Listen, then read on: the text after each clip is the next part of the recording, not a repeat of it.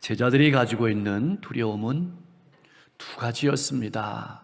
첫째로는 유대인에게 체포되어서 추궁당하고 신문당하고 고난당할 것에 대한 두려움이었습니다. 또 하나의 두려움은 예수님에 대한 죄책감 때문에 예수님을 대면하는 것이었습니다. 제자들은 갈 곳이 없었습니다. 그래서 문을 안으로부터 걸어 잠그고 숨은 것입니다. 베드로와 요한, 막달라 마리아로부터 부활의 소식을 들었지만 혼란스러웠습니다. 동시에 주변에 적대적인 분위기로 말미암아서 불안하고 또 불안했습니다. 유대의 종교 지도자들이 예수님께 했던 일들을 자기들에게도 하지 않을까 하는 두려움이 그들로 하여금 문으로 들어가게 하고 그 문을 안으로부터 걸어 잠그게 만들었던 겁니다. 제자들은 문을 걸어 잠그고는 어느 정도 그 문이 자기를 보호해 줄 줄로 생각했습니다. 그러나 그 잠긴 문은 부활하신 예수님의 몸을 막거나 방해할 수 없었습니다. 예수님께서는 걸어 잠긴 문으로 찾아오신 겁니다. 여러분의 인생 가운데는 안으로 걸어 잠긴 문은 없습니까? 그 문을 뚫고 제자들과 오늘 우리에게 찾아오시는 겁니다. 찾아오신 주님께서 첫 인사를 건네십니다. 너희에게 평강이 있을지어다. 너희에게 평강이 있을지어다. 샬롬이라는 따뜻한 인사말과 함께 그들 앞에 예수님께서 나타나신 겁니다. 예수님의 십자가의 죽음과 부활 그리고 승천이 없으면 우리는 평안을 누릴 수 없다라는 의미가 여기에 담겨 있습니다. 많은 사람은 세상의 물질이나 세상의 권세나 세상의 명예가 평안을 줄 줄로 생각을 하고 그것을 열심히 구하지만 막상 얻고 나면 그것은 잠시 잠깐의 즐거움에 불과하다는 것을 깨닫게 됩니다. 오늘 이 시간 주님께서는 우리 인생에도 걸어 잠긴 문을 통해서 들어오셔서 우리에게 평안의 인사를 건네시는 겁니다. 너희에게 평안이 있을지어다. 그렇다면 주님께서는 왜 평안의 인사를 건네시는 걸까요? 그것은 그리스도인은 평안을 전하는 사람이라는 뜻이기도 합니다. 예수님께서는 평안의 인사를 건네심으로 말미암아서 제자들의 마음속에 있는 아픔을 걷어내 주셨습니다. 자신을 버리고 도망한 제자들을 원망하지 않는다는 뜻이 여기에 들어 있습니다. 한 걸음 더 나아가 믿음을 지키는 데 실패한 제자들을 만지시는 겁니다. 그 좌절을 만지고 그 상처를 만지고 어루만지는 겁니다. 비록 자신을 배반하고 도망했지만 예수님께서는 먼저 찾아오셔서 그들에게 손을 내미시는 겁니다. 그래서 관계의 회복을 시작하는 겁니다. 그 시작의 첫 인사가 너희에게 평강이 있을지어다. 인사인 겁니다. 그리스도인이 어떤 사람일까요? 언제나 평강의 인사로 관계를 회복하는 사람이 그리스도인입니다. 가는 곳마다 여러분이 가는 곳마다 관계의 회복이 일어날 수 있기를 소망합니다. 먼저 손을 내미는 사람이 그리스도인임을 기억하십시오. 그런데 제자들이 예수님의 인사에 반응하는 인사를 하기도 전에 예수님께서는 손과 발과 옆구리를 보여주시는 겁니다. 손과 발의 못자국과 옆구리의 창자국을 보여주시는 겁니다. 왜 그러셨을까요? 확신이 필요했기 때문입니다. 제자들에게 확신이 필요했기 때문입니다. 제자들은 지금 믿지 못하고 있는 것이거든요. 사람이란 어떤 존재일까요? 확신이 없으면 움직이지 않는 존재가 사람입니다. 그래서 예전 속담에 돌다리도 두드려보고 건넌다고. 마음에 확신이 서지 않으면 움직이지 않는 존재가 사람이라는 것입니다. 겁에 질려있는 제자들은 이 예수님이 정말 그 예수님이 맞는지 확인이 필요했습니다. 믿지 못했습니다. 믿어지지 않았습니다. 예수님은 정확하게 이것을 아신 겁니다. 그래서 자신의 손과 발과 옆구리를 내어 보이신 겁니다. 그것을 본 제자들에게는 두려움이 물려갔습니다. 평강과 기쁨이 넘쳤던 겁니다. 사랑하는 성도 여러분, 오늘 우리가 믿는 예수님은 어떤 분이십니까? 우리를 위해서 손과 발과 옆구리를 내어주신 분입니다. 보여주신 분입니다. 오늘 그리스도인은 어떤 사람입니까? 우리는 어떤 사람이 되어야 하는 것일까요? 손과 발과 옆구리를 내어주는 사람입니다. 손과 발과 옆구리를 보여주는 사람입니다. 그래서 찬송가 240장은 이렇게 가사를 전하고 있어요. 1절 가사에 보니까 주가 맡긴 모든 역사 힘을 다해 마치고 밝고 밝은 그 아침을 맞을 때 요단강을 건너가서 주의 손을 붙잡고 기쁨으로 누구의 얼굴을? 주의 얼굴을 배우리. 그 다음에 보니까 나의 주를 후렴에 나의 주를 내가 그의 곁에 서서 배우며, 넘겨주세요. 나의 주를 뭐를 보아서? 손의 못자국을 보아서 알겠네. 여러분 집에 가서 이 찬송을 이불을 뒤집어 쓰고 한번 불러보십시오.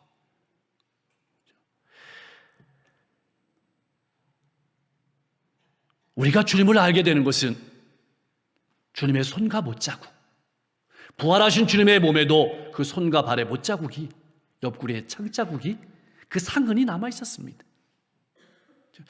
이 말은 우리가 이웃을 사랑하기 위해서 손과 발과 옆구리를 내어주는 존재라는 것을 뜻하는 겁니다. 우리는 하나님 앞에 가게 됐을 때 번쩍번쩍 빛나는 면류관을 쓸 것으로 기대하지만 우리가 받을 면류관은 우리 손에 있는 못자국, 우리 발에 있는 못자국, 우리 옆구리에 있는 창자국, 내가 가족을 위해서, 내가 이웃을 위해서, 내가 다른 사람들을 위해서 내어준 내 몸에 있는 손과 발의 못자국과 옆구리의 창자국이 우리가 받을 영광이라는 뜻이기도 합니다. 주님 앞에 서게 됐을 때 보여드릴 것이 있는 인생이 될 수 있기를 소망합니다. 그렇다면 제자들은 무엇 때문에 기뻐했을까요? 목사님, 당연하죠. 예수님을 만났기 때문에 기뻐했겠죠. 당연한 말입니다. 예수님을 만났기 때문에 기뻤습니다. 그러나 본질적인 이유가 있습니다. 왜 예수님을 만났기 때문에 기뻤을까요? 그것은 돌이킬 수 있기 때문에 그렇습니다. 회복할 수 있는 기회가 생겼던 겁니다.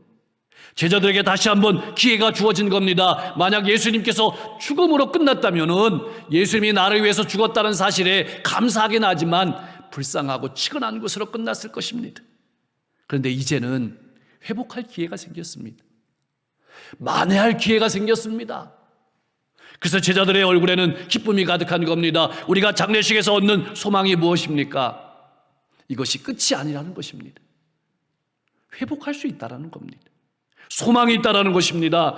예수님은 다시 한번 평강을 선물로 주십니다. 평강의 인사를 건네시는 겁니다. 첫 번째 평강의 인사가 관계 회복의 인사였다면, 두려움을 제거하는 인사였다면, 자신을 배반하고 부인한 그리고 도망한 제자들을 위로하는 인사였다면, 이 두 번째 인사는 이제는 그것을 회복하고 장차 있을 복음 전파의 사역에서 당할 어려움, 당할 고난에 대한 초연할 수 있는 그런 마음의 평강을 주시는 겁니다. 그래서 요한복음 16장 33절은 예수님께서 이렇게 말씀하고 있습니다. 우리 같이 한번 읽어보겠습니다. 이것을 너희에게 이르는 것은 너희로 내 안에서 평안을 누리게 하려 함이라. 세상에서는 너희가 환난을 당하나 담대하라. 내가 세상을 이기었노라 하시니라. 아멘. 여러분, 어디에 위로가 있습니까? 예수 안에 위로가 있습니다. 예수 안에 승리가 있음을 기억하십시오. 관계를 회복하시는 분도 예수님이고 우리에게 생명을 살리는 사명을 주시는 분도 예수님이란 뜻입니다. 제자들에게 주시는 사명은 그들에게 능력을 입혀서 세상에 파송하는 것입니다. 다시 말하면 이제 제자들은 예수님의 보내심을 받고 파송을 받고 예수님의 권위와 권능을 가지고 가르칠 것입니다. 병자를 고칠 것입니다. 사람들을 주님께로 인도할 것입니다. 제자들에게는 기쁨이 흘러넘쳤습니다. 이제 세상은 두려움의 대상이 아니라 사명의 대상이 되었습니다. 사랑의 대상이 되었습니다. 손과 발과 옆구리를 내어주는 대상이 되었습니다. 여러분에게 세상은 어떤 곳입니까? 여러분에게 아픔을 주는 곳입니까? 여러분에게 상처를 주시는 것입니까? 아니면 여러분의 손과 옆구리와 발을 내어주는 장소입니까? 그런데 주님께서는 제자들을 증인으로 파송하시면서 숨을 내쉬시면서 이렇게 말씀하십니다. 성령을 받으라. 성령을 받으라. 여러분, 이것은 창조 때에 인간을 만드시고 그 코에 생기를 불어넣으시는, 그래서 살아있는 생명이 된 것을 연상케 합니다. 에스겔 골짜기에서 마른 뼈들이 살아나는 그런 환상을 연상케 합니다. 우리는 성령을 받아야 합니다. 그렇다면 왜 성령을 받아야 하는 것일까요? 성령을 받아야 내 안에서 역사하시는 죄의 능력을 이길 수 있습니다. 성령을 받아야 사명을 감당할 수 있습니다. 성령을 받지 못하면 우리 마음속에 남는 것은 두려움뿐입니다. 의심뿐입니다. 회의뿐입니다. 그래서 도망하는 겁니다. 복음의 증거는 사람의 말재주에 달려있는 것이 아닙니다.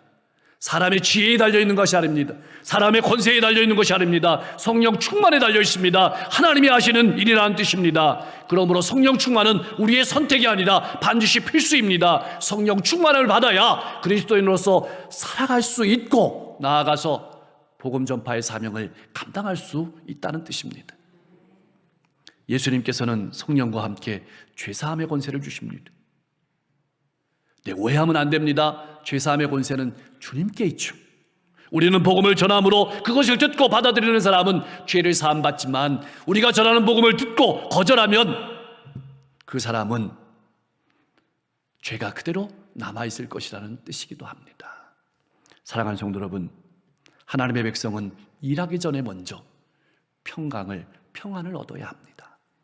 그 평안은 주님께서 주십니다. 그리고 성령 충만을 받아야 합니다. 그러면 하나님의 일꾼은 주님의 권위와 능력으로 일을 하게 됩니다. 주님을 나타내게 됩니다. 담대하십시오. 주님이 주시는 권능으로 일하시는 여러분과 제가 될 수 있기를 소망합니다. 성경은 하나님께서 인간을 찾아오신 이야기를 기록해 놓았습니다. 예수님께서도 제자들을 부지런히 찾아다니셨습니다. 오늘 제자들이 예수님을 찾아가는 것이 아닙니다. 예수님께서 제자들을 찾아왔습니다. 그래서 첫 번째 만나 주셨지요. 주일날.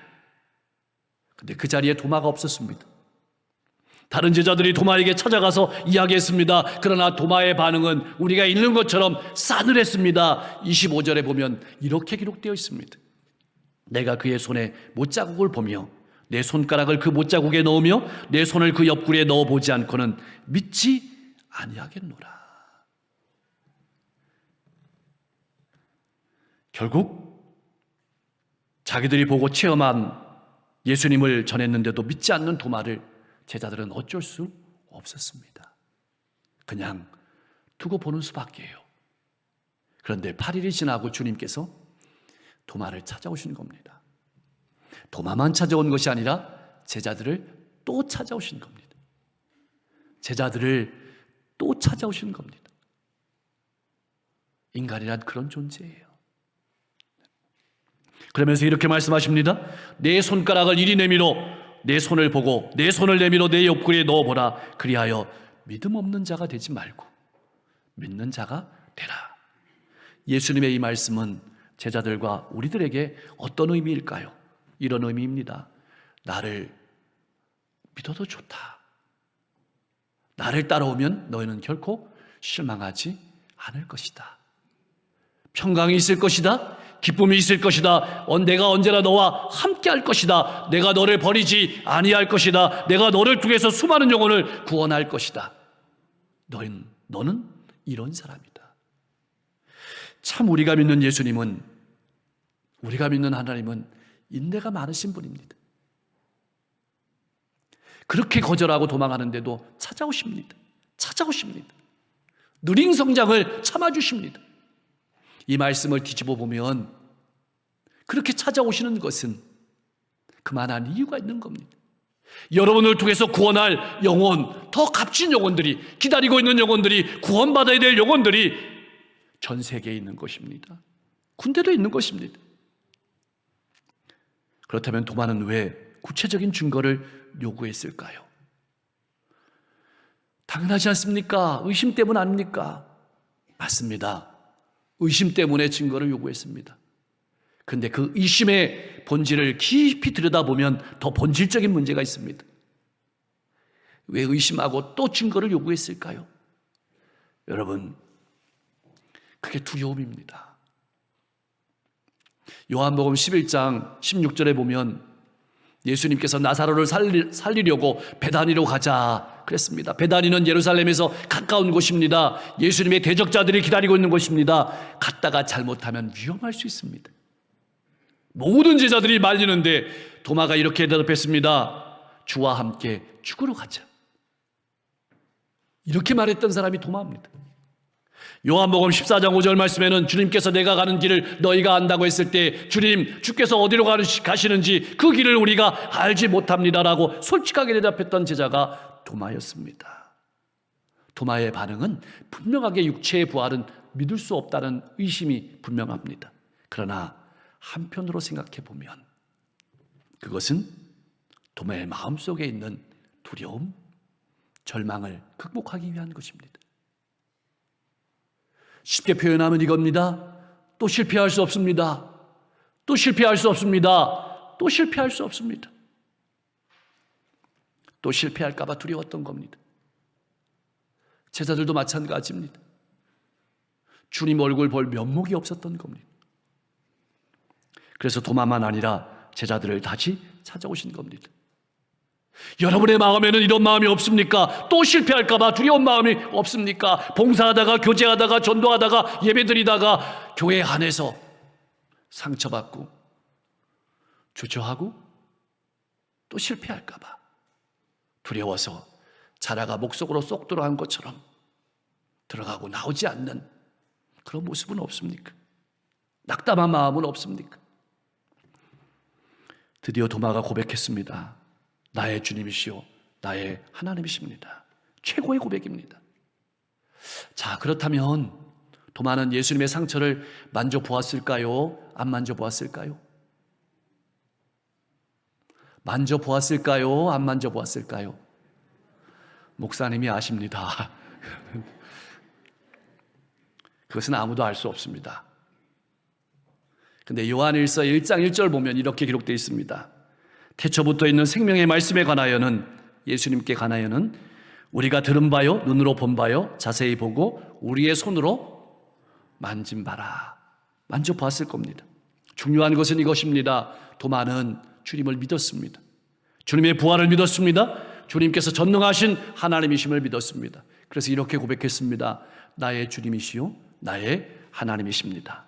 이제는 누가 뭐라도 예수님을 증거할 준비가 된 겁니다. 이제 주님께서는 도마와 제자들에게 이렇게 말씀하십니다. 너는 나를 본 거로 믿느냐? 나를 보지 못하고 믿는 자들은 복되도다. 앞으로 이 사도들의 증언을 통해서 믿을 다음 세대를 복이 있다고 선언하시는 겁니다. 여러분을 복이 있다고 선언하시는 겁니다. 예수님의 십자가 상처를 보고 만져본 도마가 그렇게 확실한 신앙의 고백을 했다면 예수님을 직접 목격하지 못하고 믿는 후대의 수많은 사람들이 복이 있다고 말하는 겁니다. 우리는 예수님의 표적을 본 적도 없고 예수님의 말씀을 들은 적도 없습니다. 십자가의 죽음을 본 적도 없고 부활하신 몸을 만져본 적도 없습니다. 그러나 우리는 성령에 의지해서 예수님을 만나고 예수님의 말씀을 듣고 예수님을 믿고 있습니다. 기억하십시오. 부활은 소망입니다. 부활은 믿음이란 닷을 내리는 항구입니다. 부활은 기쁨입니다. 부활은 재림이 분명하다는 사실을 우리에게 말해주고 있습니다. 부활은 원통한 일도 해결할 것이라는 분명한 믿음을 우리에게 주고 있습니다. 부활은 우리의 삶의 기쁨이고 부활은 우리의 삶의 능력입니다.